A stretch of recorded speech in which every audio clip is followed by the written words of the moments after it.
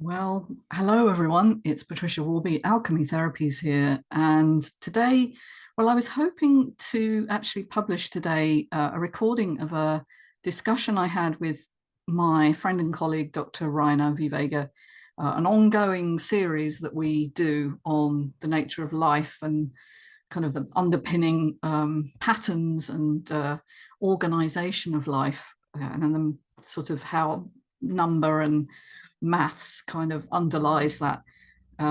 We covered an awful lot in that discussion. And so today I thought I'd do my own thing and do a riff a little bit on the rhythms of life, if you like, the resonance, the basis of biological life. Because all of us, for one reason or another, are exposed to this without really understanding it. Now, how it came up actually was initially one of my clients was questioning me about how it is that kind of dealing with underlying emotions and changing the pattern of your belief systems and how you feel can actually translate at a cellular level. Now, this is a really good question. Okay, how is it that changing how I feel emotionally can change how my body operates? And at first glance, you may think, well, emotions just can't have anything to do with that. Well, I can tell you they absolutely do. Because in my work with people, I help them to release repressed emotion, and emotions have a resonance. Okay, so there's the first clue. Emotions have a resonance from contractive emotions through to expansive emotions, joy, gratitude, and so on. And although nobody can absolutely say what the frequency of each emotion is, I don't think anyone's measured that yet, we do know the difference between feeling sad or depressed and feeling elated and joyful. There is just a qualitative difference as well as a quantitative difference in that experience. But look, why would that affect your health? Well, because we are a self-organizing system. We are a complex. That's what complex means. Okay, it doesn't mean it's complicated. It has a very specific meaning of self-organizing or fractal. If you think of Russian dolls, that's an example, if you like, or a tree branching, or the way our lungs branch. And our heart rhythm is actually fractal as well. And you're familiar with the way the heart rhythm goes. But if you focus on, you really go into that and focus in greater detail, you'll find that that rhythm repeats itself at smaller and smaller scales. And that's what a fractal is. It's a self-repeat at smaller scales. Okay, so your heart rhythm is fractal. How is it then that your emotions, which are a resonance, can translate into differential functioning? Feeling like you're functioning better, so having better digestion, better immunity, more energy. Well, that's the thing, of course, that most people notice first of all. And when we release some of the emotions, the body is allowed to have a different signal which it's communicating cellularly inside the cells through the mitochondria. Now, everyone knows mitochondria, pretty much everyone knows now, particularly if you suffer from an energy or fatigue related problem. You will know that the mitochondria are your energy factories in your cells, but they're far more than that, okay? Because they were once bacteria that got enveloped by an archaebacteria, which is a sort of ancient form of bacteria, slightly between what we know as bacteria and multicellular organisms. And so we kind of created this hybrid, if you like, between a single-celled organism and a multi-celled organism by actually enveloping and creating these bacteria inside, which we now call mitochondria, which work for the organism rather than just themselves. And so they have all the facilities and all the capabilities that bacteria have. Rapid multiplication, they can grow and bud and divide very quickly. Intercommunication between these little mitochondria, and they often form like little chains called guilds to communicate. The ability to pass information between each other. So some of the I guess metabolites of energy production, ATP, ADP, and so on, are not just the energy currency, but they're also indicating the state of the cell, how the cell is functioning. And so high ATP, of course, would be that you're in a good state, you've got lots of energy. Low ATP would suggest that you're in a sort of shutdown, you're in a bit of a energy conservation state, and that could be because your body is perceiving threat. Now, threat is not necessarily what's happening out there. It can also be the internal environment, what you're thinking and feeling about yourself. And if you grew up in an environment where perhaps it wasn't safe to be you, or you didn't feel supported in your emotions, you're carrying a huge toxic burden of repressed sort of stress, chronic stress from those experiences that kind of depress your emotional ability to regulate yourself. All right. And I always use my slinky here because it's just such a great analogy of how a nervous system should regulate. So, you know, this is activation, this is shut down, rest and repair. But a lot of the people I work with are either in total shutdown, no movement at all, or they're up here really jangly, anxious, having panic attacks, feeling just out of sorts. And we want to bring back that regulation, that lovely smooth regulation. So what's that got to do with mitochondria? Well, nervous systems require energy, okay? They're one of the highly energy requiring systems of the body, along with your circulation, your heart, your liver. But certainly the nervous system, which is your connecting system to your outside environment and your internal environment, it's kind of the networking system, needs energy. And so if your system is saying, I'm in danger, it's going to deliver that message both neurologically and also chemically to your cells, and in particular your mitochondria, which are very, very sensitive to their internal environment. And so they can actually reduce or expand the energy capacity depending on what they perceive you as an organism perceives, and they receive that message, is going on in your life. Case in point, okay, you release some of the beliefs that you had about yourself, like I'm not allowed to experience good things, or nobody listens to me, or it's not safe to be me, or I'm too different, or I don't deserve. You know, all of those unconscious beliefs have a message which is translated, which says, don't expand, don't grow, don't expend energy, stay really in hibernation, stay where you are. And so when you try and expend energy, you try and do the things of normal life, you end up absolutely exhausted. And this is the basis of fatigue, because you simply can't, the mitochondria can't produce enough energy because they're in a controlled shutdown state called the cell danger response. I've talked about that before.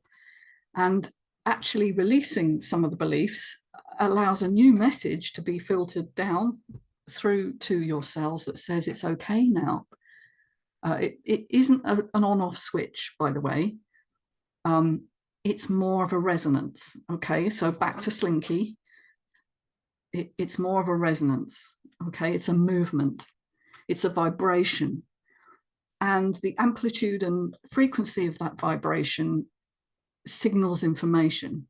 And so beginning to learn that it's okay to be me, even just by saying, I'm learning that it's okay to be who I am, to have opinions. It's okay to disagree. It's okay to feel what I feel, changes the pattern that signals to your mitochondria whether they can release more energy. And that I've observed in, well, at least 2 clients this week, one of whom has been very housebound for a long time, probably about 7 or 8 years since she had her crash. The crash, by the way, is usually a trigger, an overwhelming emotional event. Usually it's to do with relationships, sometimes it's finance, sometimes it's a viral infection, many different ways, but that will cause the crash. But then the recovery, the cell danger response never quite gets fully cycled back into recovery, and people stay stuck in these low energy states. Now, my client this week informed me that she'd been out for a swim, a little swim in the slow lane, She drove herself there. It may sound like nothing to the majority of people who are busy living their lives, who think nothing of going to the gym 3 times a week and, you know, power walking or whatever it is you do. For somebody who has been stuck at home, unable to do anything beyond the basics, you know, wash, dress, get up, sit, to be able to get out in the car, number one, amazing, totally amazing, drive herself, go for a swim, meet up with friends. We take this all for granted as if that's just the way life is, which of course it should be. But for people suffering from chronic fatigue related conditions, these things just disappear. And so to hear that news from her was just wonderful for me. And she asked me though at the end, but isn't it, how can emotions release energy? And so I really wanted to answer that question. I explained the cell danger response. I explained the fact that everything is in resonance with everything else, that mitochondria are sensing the information and responding to what they believe is happening. And it all makes complete sense. And now we have an explanation for why changing the way you feel changes your experience of life. And I really, really want to write about this, and I am in the middle of writing my book, Mind Medicine, which will explain this a little more. I've got another idea for another book, which will be more on the biological aspects of self-organization, which is what biological systems are. They're self-organizing, they repair, they heal, they grow, they evolve. Now, that was great news. I also had another client who equally is beginning to unwind this contractive, frozen state. And I explained to her that it's, as I say, it's not a switch, it's a spring, all right? And obviously it doesn't just go up and down, it goes in motion. So the way I kind of draw it with my finger and I say it's gonna reverberate. So you're gonna have a period where you feel better, and then you do stuff, and then you'll go down a bit because your body is not sure, not certain that this is okay. Are you going back to the old coping strategies of overworking, overgiving, being over responsible, because they're all personality factors highly linked to chronic fatigue. And then once it realizes that you're not returning exactly to that, but you're doing things in a new way, in a new, more harmonic way, then it can release a bit more energy again. And then there'll be another little blip, but it'll be less than the previous one, and so on and so forth, until you get to the point where you can do stuff without payback, all right, without that awful energy deficit that people with CFSME get for 2 to 3 days after expending energy. And then you know you're really on the road to recovery. So I had to explain that, and I think it's a really important piece of information for people like yourself who are maybe watching this and wondering, why is it that we get sick with these kind of chronic conditions, and how do we heal? Just to say it's a rhythm, all right? And eventually it will assert itself and right itself. Now, while I'm on the subject of rhythms, I want to also talk about things I've been investigating recently are heart rate rhythm. We all know we have the heart rate rhythm, and that it actually times itself to the breath. Okay, this is the basis of heart rate variability, or HRV, which is a very important measure of health. It's not actually measuring just the health of your heart, although it's a very good indicator, that the variability should be high. Okay, it should go up when you breathe in, the heart rate should go up, and then it should drop down again when you breathe out. And people who have a very steady rhythm are actually ill. We should have a variability in that. And so it's a really great measure of your autonomic nervous system functioning, because the thing that actually links the two, the control of your heart is in your brain. Obviously your breath feeds back to your brain. So it's the brain and heart which is connected by your autonomic nervous system, in particular the vagus nerve. So it's a measure of autonomic strength, of autonomic flexibility, if you like. And so back to Slinky, it shows that things are moving well when your HRV is high and variable. Okay, now that led me on to a guy called Dennis Noble, who was one of the first scientists to look at what created the heart rhythm itself. And he found you could mathematically kind of determine the rhythm just by looking at the different voltages inside and outside heart cells and kind of making a mathematical model of that. And his predictions predicted exactly the heart rhythm that we see.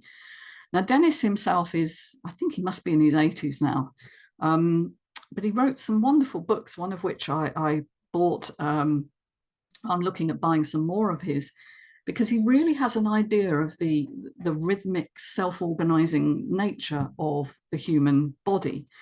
And then that led me on to a video, which I'm going to include in the description down here, about the nature of it's called The Secret Life of Chaos. And it's Jim Al-Khalili, who is a British scientist who I've followed before because he talks a lot about quantum biology, which I'm very interested in. But this one is about complexity theory and chaos, and how complexity can develop from simplicity when certain little tweaks are made in the system. We can have both unpredictable outcomes, which is what we call chaos in science, unpredictability, but we also have pattern, which is complexity in action, self-organization. It's a wonderful, wonderful film. It's been made, very high production values, very interesting. I've watched it twice. I would encourage any of you who are interested in science, biology, to watch it. It's not overwhelming, because I think complexity and chaos theory can be very overwhelming because it's very mathematical. It doesn't use any maths at all to understand it. But just to understand that self-organizing is what the human body and all living things do. It enables us, for instance, to solve, or at least understand, the way that individual cells, when they say when the sperm fuses with the egg and creates the first cell in the embryo, how the embryo then develops into different tissues, because all the cells are identical. They bud off each other. They do something called mitosis, which is just splitting and dividing. How is it that cells know whether to become a liver cell or a skin cell?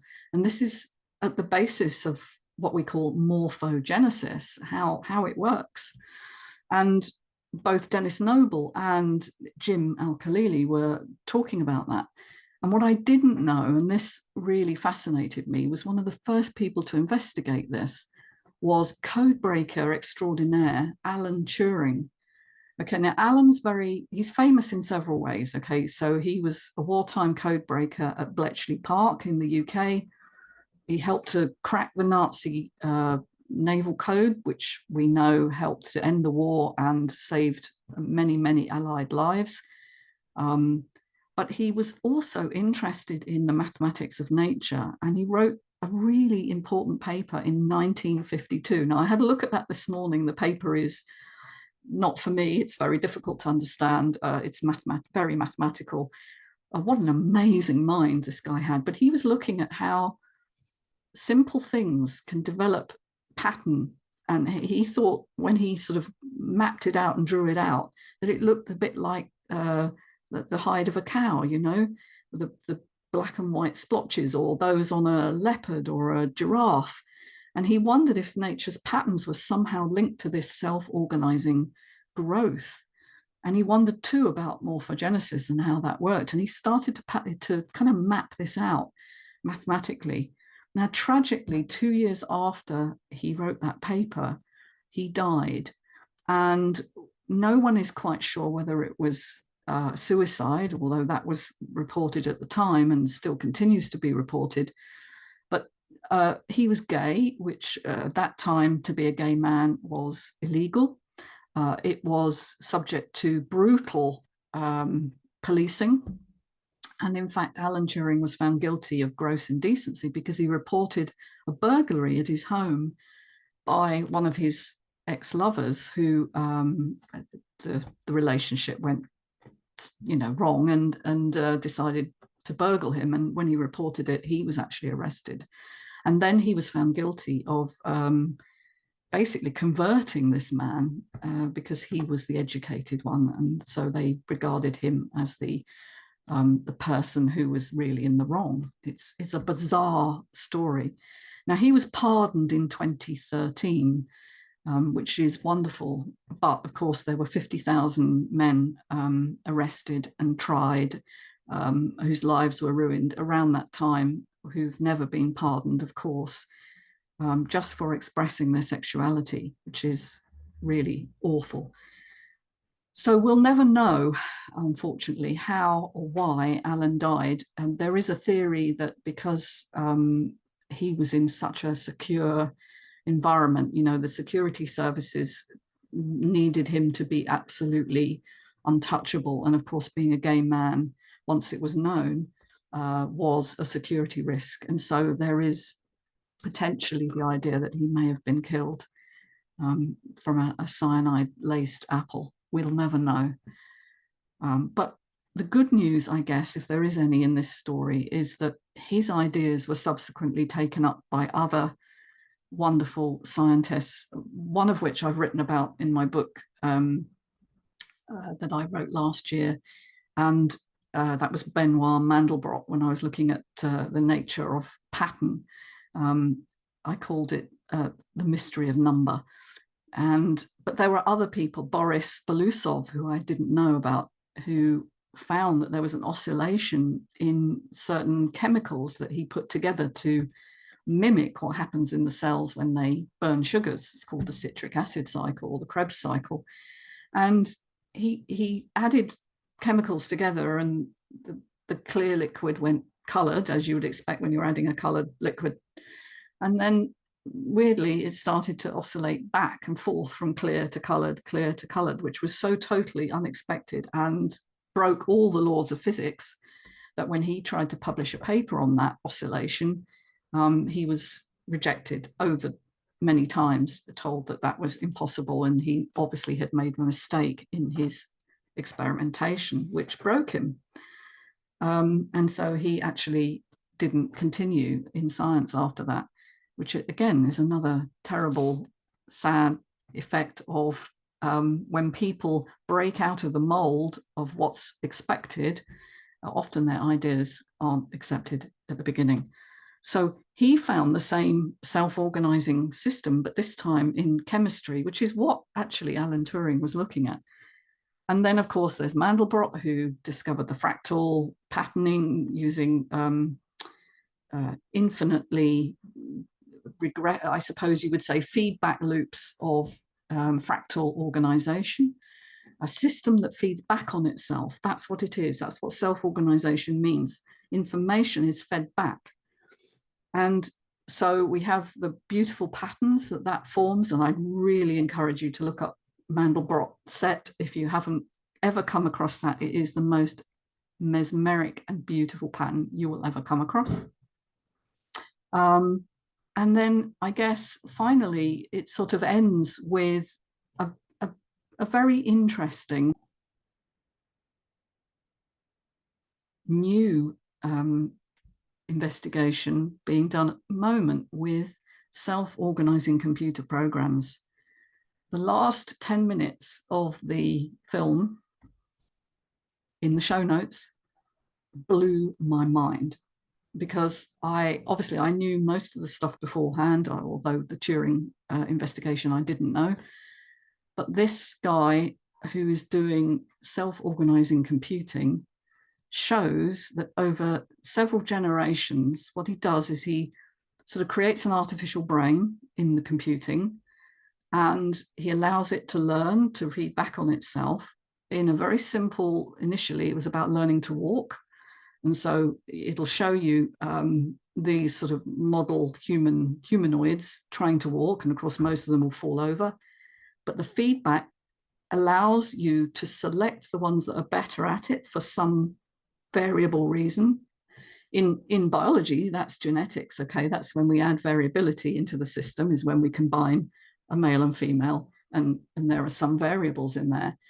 because you get genes from mother and father. But in the computing system, it was just, they would allow a little differential to develop, and then they would self-select. That's the feedback for ones that did whatever task it was, in this case, walking, better. And over 10 generations, instead of falling over immediately, you start to see this humanoid thing start to walk. And over 20 generations, now it's starting to look like real walking. That was fascinating. And then the final bit is looking at how a humanoid system works when it's hit or poked, and these latter iterations are starting to react in ways that human bodies react when they're collided with. And it's actually more accurate than anything that a human programmer could program. This self-organizing computing feedback loop creates a real looking human movement. Please, please watch the last 10 minutes if you watch nothing else, but I do recommend the whole video. So now we know that this is how nature works, okay? That we are a self-organizing complex system that learns from its experience. And going right back to where I started, you know, we learn from our experience, but sometimes we get stuck. What we need to do is kind of revisit the experiences that once overwhelmed us and repattern them as over. That's what I do with people, okay? I never understood it mathematically before, but now I kind of do. And so I create a new iteration, a new feedback loop. If any of this sounds interesting to you on whatever level, whether you'd like to come and work with me or you'd like to ask me about some of what I'm learning here, please get in touch. You'll find me on alchemytherapies.co.uk, and I look forward to hearing from you. Take care. Bye-bye, everyone.